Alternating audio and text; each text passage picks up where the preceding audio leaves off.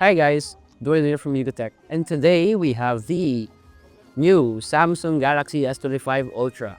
As you can see, they moved away a bit from the boxy design and added a bit of more sleek curves. But apart from that, we're here to check out the other upgrades in software, performance, and of course, hardware. So, without further ado, let's dive right in.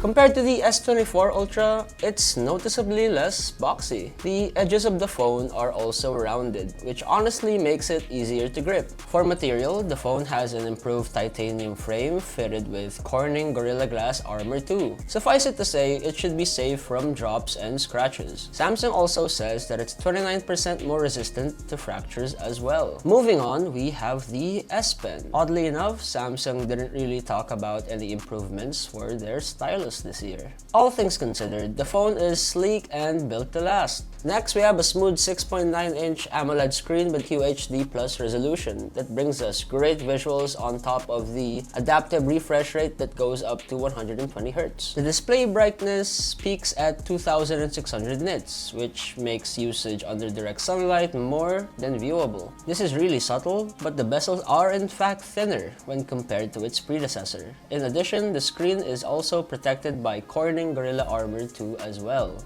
In terms of performance, the S25 Ultra is powered by a Snapdragon 8 Elite tailor-made for Galaxy devices under the hood. As per Samsung, this chipset delivers improved AI experiences, visual enhancements, and more processing power. Samsung worked closely with Qualcomm to optimize the Snapdragon 8 Elite for Galaxy in order to maximize performance and efficiency. This is a 3nm chipset with an 8-core processor paired with a newer Adreno 830 GPU. Expect somewhere between 40 to 45% better performance and efficiency compared to the previous Snapdragon chipset, and almost the same 40% range for graphics performance. To put it into perspective, it has better ray tracing, a small increase in frames per second, and less core workload for both the processor and the GPU. It also has a bigger vapor chamber with tailored thermal interface material for more cooling efficiency. As for battery, the S25 Ultra remains with its 5000 mAh capacity, with support for 45 watts of fast wired charging. It also supports 15 watts of wireless charging and 4.5 watts of reverse wireless charging. For optics, the Galaxy S25 Ultra kept its 200 megapixel main, 50 megapixel telephoto, and 10 megapixel telephoto cameras. As for what's new, we have an upgraded 50 megapixel ultra-wide to make for sharper shots at all ranges. Last but not least, we also have the same 12 megapixel camera at the front for selfies and such. From experience, the cameras are now able to produce shots with less noise and more details. Unfortunately, we weren't able to keep our photos from the launch event. The high resolution along with Galaxy AI allow the camera to shoot at 50 megapixels and is able to do some pixel binning to produce a 12 megapixel resolution image that has better clarity and more details, as demonstrated to us here at the Unpacked session. For post-processing, we found that the audio eraser tool is a nifty addition. Basically, it's an on-device editor that lets users remove or tone down unwanted noise, including voices, wind, and music.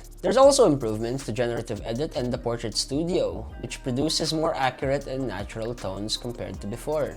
Software-wise, the entire Galaxy S25 line runs on One UI 7 based on Android 15. While it hasn't been announced yet, I believe it's safe to assume that this has promised 7 years of OS updates and security patches. But going back, this segment mainly revolves around new innovations built for Galaxy AI. Generally speaking, its top features include improvements to Circle to Search, Photo Assist, and the Samsung keyboard. But what really stands out though is the new features that are tailored around personalization, streamlining tasks, and somewhat of a hands-free experience. Users can now ask their Galaxy devices to look for a photo taken on a specific day or even make the text bigger on your screen to make it easier to read. Plus, Galaxy AI also now takes note of your routine, giving you tailored insights and integrates them in the Now bar. This is Samsung's take on the dynamic island, which works to give users a smart lock screen with essential notifications. It can even give users real-time updates on an ongoing football game. As time was limited though, we weren't able to fully take advantage of the new features powered by Galaxy AI. However, we'll be sure to give our take on it along with battery life and charging in our upcoming full review.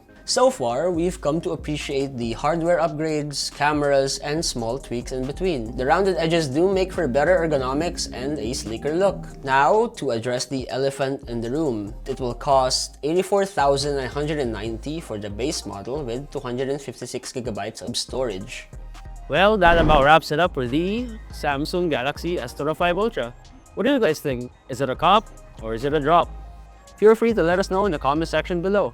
Also, don't forget to follow us on our other socials at Facebook, Instagram, X, and TikTok for more tech news and reviews. Don't forget to visit us at our website at yugatech.com for more updates. Well, that's it for me. This has been Dwayne, and I will see you in the next one. Bye!